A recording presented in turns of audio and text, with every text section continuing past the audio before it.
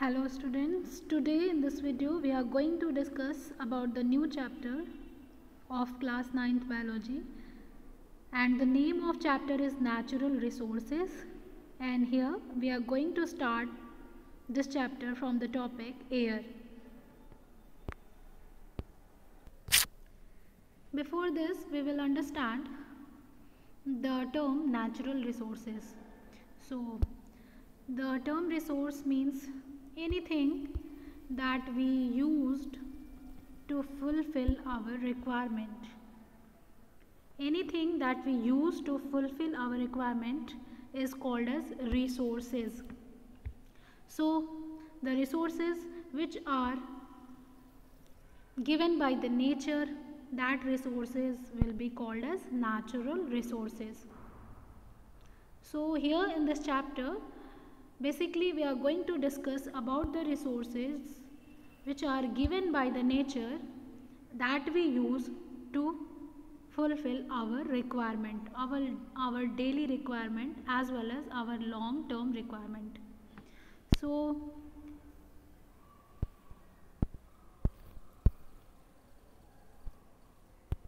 our earth is positioned so strategically in the solar system that the sun's rays coming to it are neither too strong nor weak. As you know that our earth is the only habitable planet in our solar system. This is because of the position of the earth in our solar system. Our earth is present at a very crucial position in our solar system, so that the sun rays that come from the sun is neither too much nor too little, so that the environment of the earth is habitable, means the life can exist here. And because of that habitable environment, our earth has lots of resources that we use for the survival, like we use land, water and air. Okay, now the earth's outermost layer of the soil is known as lithosphere, and our earth is covered by 3/4 of the surface of water. So the surface which is covered with the water, that place is known as hydrosphere. A blanket of air covered the earth is called atmosphere. So we have lithosphere, the land over which we live. The hydrosphere means the place where water is found that we use to drink and for other purpose. And we have the blanket of air in our surrounding, that is called atmosphere. From there we get the air for our survival. So when these three zones interact together, they make the environment habitable. Means when these three zones, lithosphere, hydrosphere and atmosphere, when they interact together, they make a zone which support life on the earth, and that zone is called as biosphere. Bio means life, sphere means place, the place where life can exist, and that place is formed by the interaction of atmosphere, lithosphere and hydrosphere. So the zone where life is possible is called as biosphere. Air, water, soil, temperature are the non-living components of biosphere. Now this biosphere has non-living as well as living components. So the non-living components are known as abiotic components, and the living beings including plants and animals and microorganisms, they are called as biotic components. Now we will discuss about the abiotic element of the nature. So the abiotic element of the nature basically is the topic of this chapter, in which it is included air, water, soil and biogeochemical cycles in the environment. So we will start the chapter with air. So as you know, air is the mixture of gases. Air is the mixture of gases, and these mixture of gases constitute atmosphere. That is a protective cover of gas surrounding the earth. The mixture of gases make a protective cover around the earth that is known as atmosphere, which sustains life and saves it from the unfriendly environment of the outer space. This atmosphere support the life, helps for the sustaining the life, and it also saves our earth from the outer space.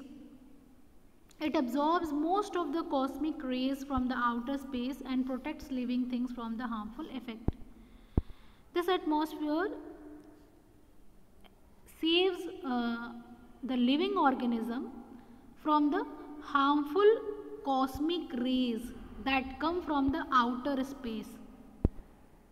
And it also maintains the heat balance of the earth. It also maintains the temperature of the earth for the existence of life.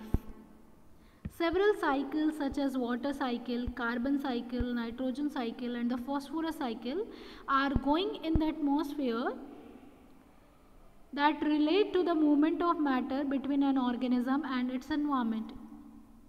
Atmosphere consists of so many cycles like water cycle, carbon cycle, nitrogen cycle. These cycles runs continuously in the atmosphere to maintain the balance of matter between the organism and the environment, so that the matters can be available for the organism for the survival. There is no boundary between the atmosphere and void of the outer space. There is no physical boundary between the outer space and the atmosphere. We just imagine. Now, what is the constituents of air? Okay, what are the components found in the air? So, as you know, air is the mixture of several gases. The major constituents of air is nitrogen gas. The maximum percentage of the gas is of nitrogen, that is 78%.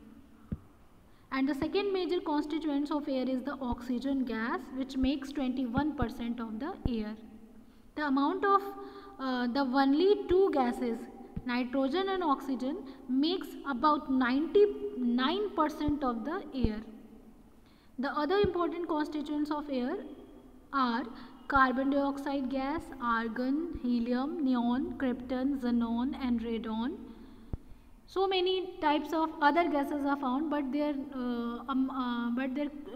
quantity is very low. In addition to this, the air also has water vapor and some teeny solid particles such as dust. Okay, like here you can see nitrogen is 78%, oxygen is 21%, argon is 0.9%, carbon dioxide is 0.03%, water vapor is 0.04%. It can vary according to the environmental condition, and others 0.03%. Now we will understand about the role of atmosphere in climate control. Atmosphere play a very important role in the control of climate. As you know, the climate of our earth has maintained so that the living organism can survive. So air is a bad conductor of heat. Air is a bad conductor of heat, and the atmosphere which surrounds the earth as blanket has the following role to play. It maintains the average temperature of earth during day and night. Because atmosphere is the bad conductor of heat, so whatever the heat that comes from the sun, suppose this is earth and this is the atmosphere and this is the sun. So during the day, the sun rays that come from sun to the earth And the heat also, the heat that comes from the sun to the earth, it absorbed by our atmosphere, and because this atmosphere is the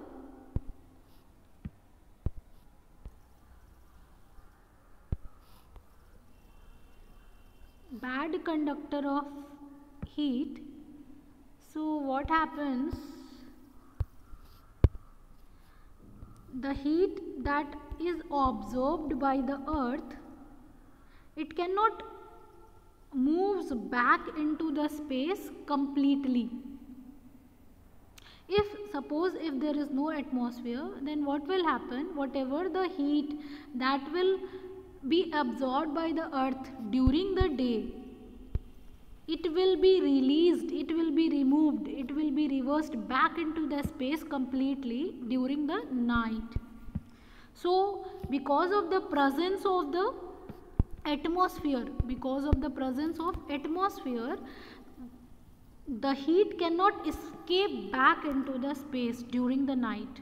So this atmosphere maintains the temperature of the earth, and it also prevents the sudden increase or decrease of temperature by capturing heat rays of the sun.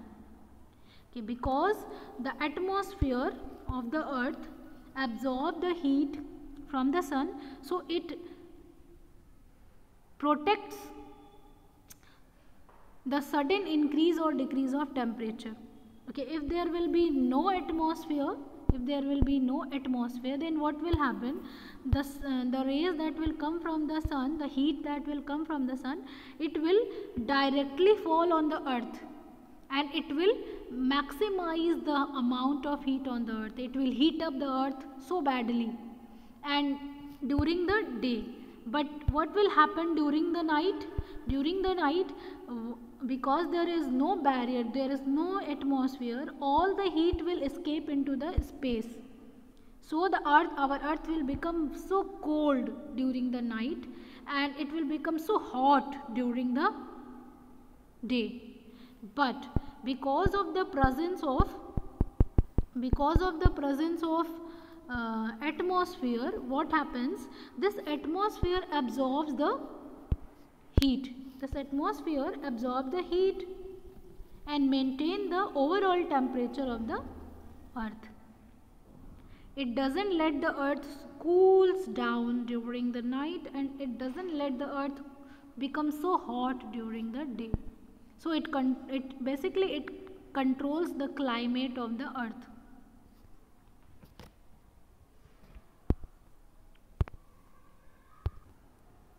Now we will talk about another very important topic, that is wind, the restless air. As you know, when the air moves, that is called wind. So the air around us is in constant motion. It blows across the earth's surface. It also rises upwards from the earth's surface and sinks downwards.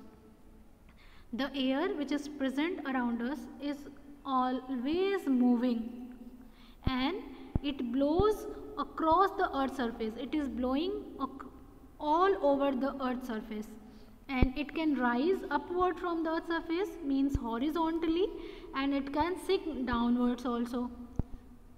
So the horizontal movement of air is called as wind. When the air moves horizontally like this, then in that condition the air is called as wind. When it moves vertically like this, upward or downward, then it is called as air current. Now a breeze moves leaves and makes kites fly. A breeze means gentle wind. Gentle wind is known as breeze, and zephyr is also a kind of gentle wind that moves slowly. A gale or hurricane blows with great speed. When the wind moves in a very high speed, then a hurricane is formed. So now the question is, what makes air so restless? Why the air is in constant motion? Why is it moving always? So it is the sun. It is the sun which plays a very important role to move the air from one place to another place. Okay. What happens during the day? During the day, when the sun rises, the heat from the sun fall on the earth's surface, and as you know, the surface of the earth is not even. It is not even. Somewhere it is mountain, somewhere it is ditches, somewhere it is water. So because the place is not even, so the rays of the sun is not falling evenly all over the earth's surface. So because the sun rays are not falling evenly on the earth's surface, so some places are colder, some places are cool, and some places are hot. Okay, so the places which are hot, at that place what will happen? The air which is present there, the air which is present on the hot areas, they will get the heat from that area, and because of getting heat, they will start to move fastly, and they will start to move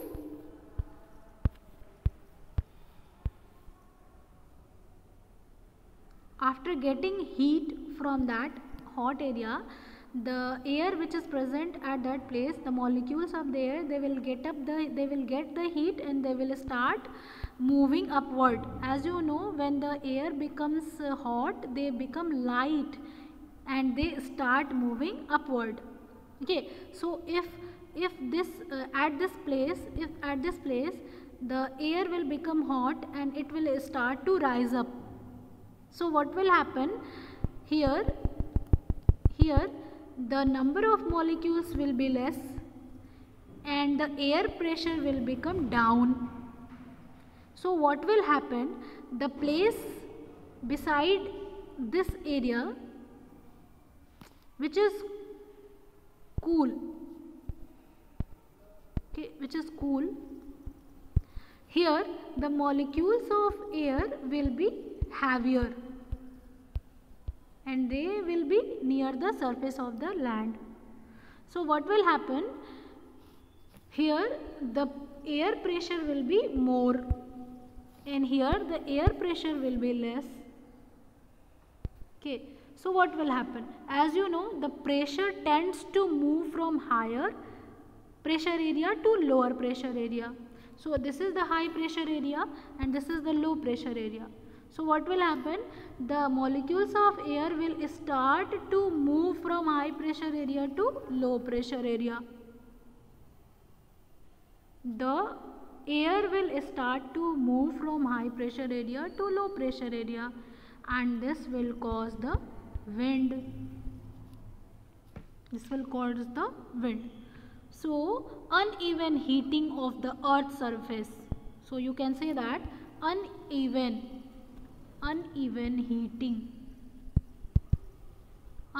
heating of earth's surface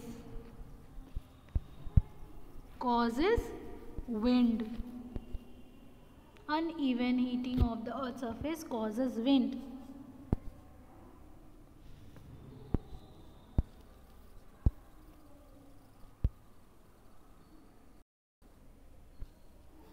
Now the strength of the wind depends on the pressure differences.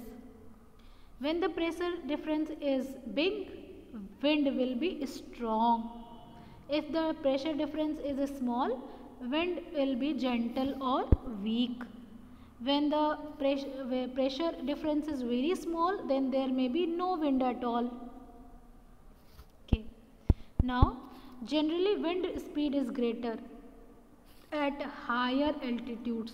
Where there is higher altitude, the speed of wind will be greater because there is less effect of friction between the air and the land.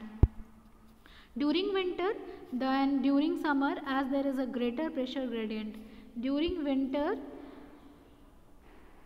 the wind speed will be greater over water than over land, as the other water surface is smoother and there are no obstacles in the path of the wind. Over water, the speed of the wind will be faster.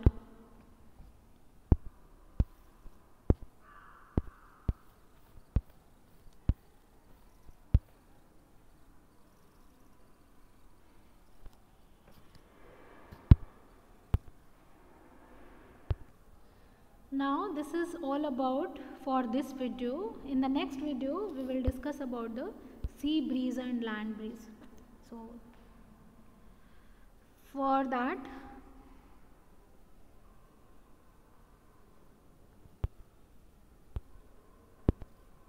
you'll have to wait the next video. So till now, thank you.